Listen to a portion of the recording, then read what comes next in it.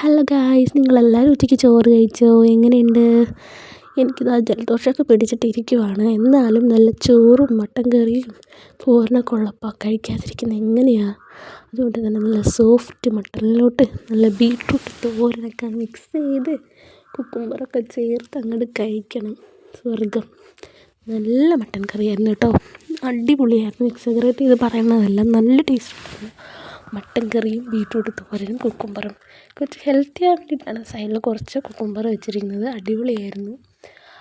അങ്ങനെ ഇന്നത്തെ ലഞ്ച് ഇതൊക്കെയാണ്. നിങ്ങളുടെ വീട്ടിലെ ലഞ്ചിന് എന്താ സ്പെഷ്യലെന്ന് എൻ്റെ അടുത്ത് പറയൂ കേട്ടോ കമൻസിൽ. നിങ്ങൾക്ക് കുക്കിങ്ങിലൊക്കെ ഭയങ്കര എക്സ്പേർട്ടാണോ എന്നൊക്കെ പറയണം കേട്ടോ.